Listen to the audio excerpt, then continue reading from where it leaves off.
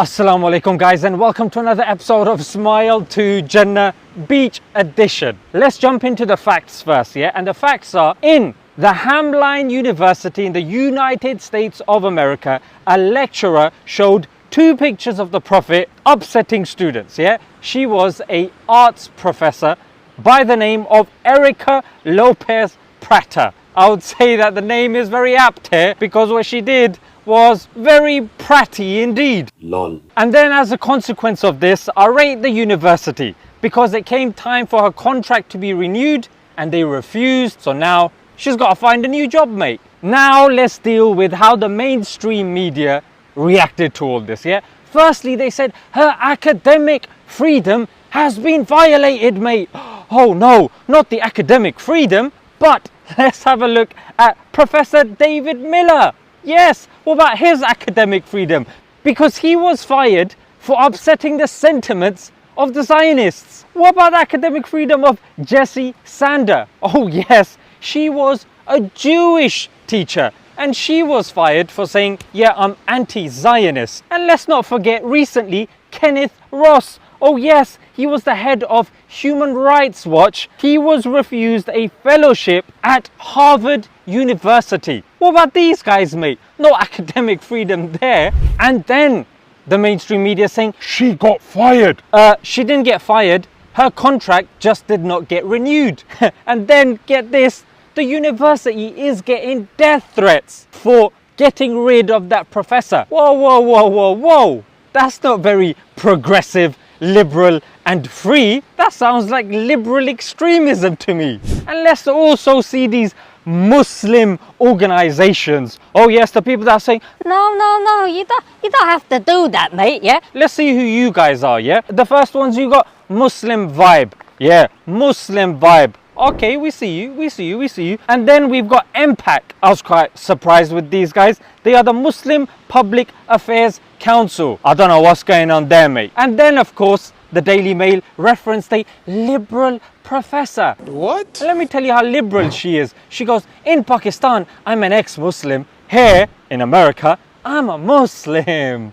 Oh yes, and she goes by the name of Amina Khalid, the professor of history. Yes, a very extreme liberal, I would say. I don't know why she's being promulgated to us as, Oh yes, look, here's a credible Muslim. and she's okay with it. She's defending her, she is. All right, guys, I'm gonna interrupt this video because I wanna big up our sponsor, that's Sunnah Currency. Guys, we know keeping money in banks is mad, yeah? You got the currency fluctuations, you got all sorts of stuff that can happen to your money. If it stays in the bank, it loses its value.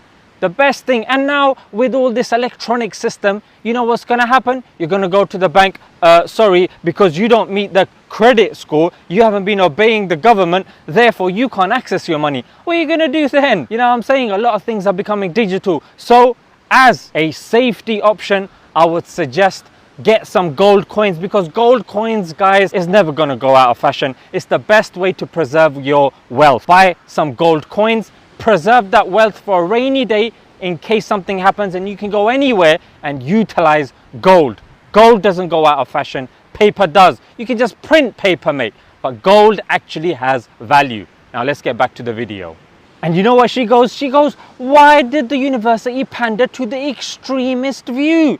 Hang on a minute right there, because that is the mainstream view, that you cannot draw pictures of the Prophet Muhammad, peace be upon him. It's the mainstream view, mate. And it's the majority of the scholars that have that opinion. And I would say the majority of the ummah as well. Now I remember when I was in primary school, guys, yeah? Even my primary school teacher knew you cannot draw the Prophet Muhammad, peace be upon him. And here you have a professor of art in a prestigious school in the United States. How can you tell me that she didn't know? Because she goes to the students, Yeah, you can look away. what do you mean you can look away? It's not allowed.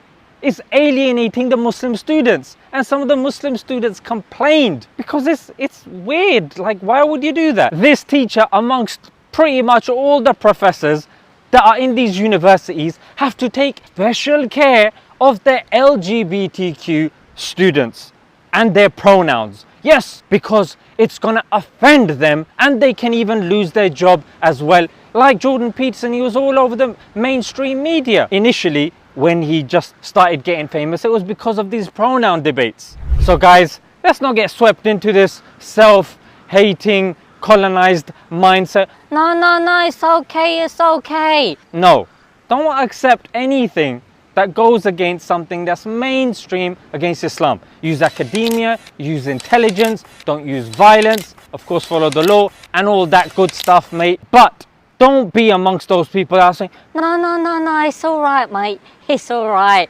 I didn't take offense to that, and I'm a Muslim. we don't need people like you, frankly, yeah? If something is against Sharia, yeah, against Islamic law, and you can't stand up for it, with all due respect, close your mouth and sit down and let the big boys deal with the issue. Alright guys, so there has been an update in the case. The university has officially retracted its actions towards the professor, and I mean, who can blame him when you've got self-loathing Muslims that aren't even supporting the Muslims. And it just goes to show that the biggest enemy of the Muslims are indeed Muslims, frankly. And what's going to happen next time when somebody does something like this? We're going to hear exactly this, what the university has said officially, which is, oh, we shouldn't have put academic freedom over the sensibilities of students. Let's see if that's what you're going to say when it comes to the LGBTQ issues and pronouns. Mark my words. Let's see what happens then. Let's leave it there, guys. Until next time.